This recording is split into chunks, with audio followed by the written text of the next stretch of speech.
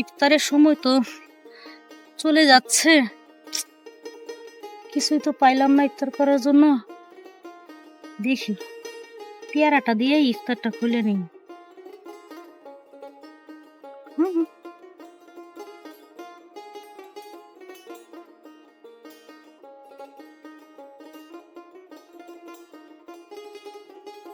হায় আল্লাহ, এটা আমি কি করলাম?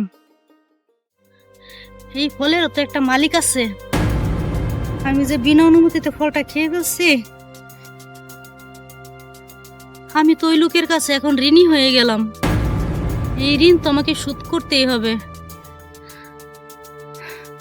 আল্লাহ, এখন আমি কিভাবে ঋণ শোধ করব? মীর হাতিম, মীর বাড়ি। দে রে মা দে, সারাদিন রোজা রাখছি, পানি খেয়ে ইফতার করছি, এই ক্ষুধার তোরে কিছু দে। বাবা, আমার কাছে তো তেমন কিছু নেই।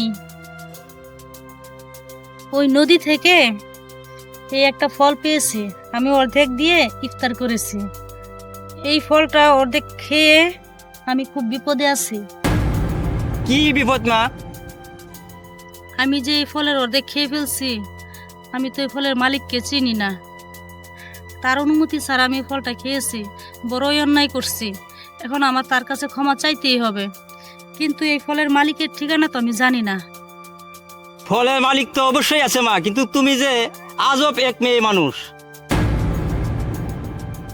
কুড়িয়ে ফল খেয়ে চিন্তায় পড়ে গেছো। জীবনে শুধু ভুলই করে গেলাম, বিনা অনুমতিতে আবার এক অন্যায় করে ফেলছি। বাবা, আপনি যদি কিছু মনে না করেন, আমার এই বাকি অর্ধেক ফল খেয়ে আপনি ইফতার করে নিতে পারেন। না রে মা, যেই ফল খায় তুই ঋণী হয়েছিস, আমি খাইলে তুই ঋণী হব। এই ফল আমি খাবো না। তুই এই ফল নিয়ে এই উজান দিকে যা, হয়তো মালিক পাইতে পারস।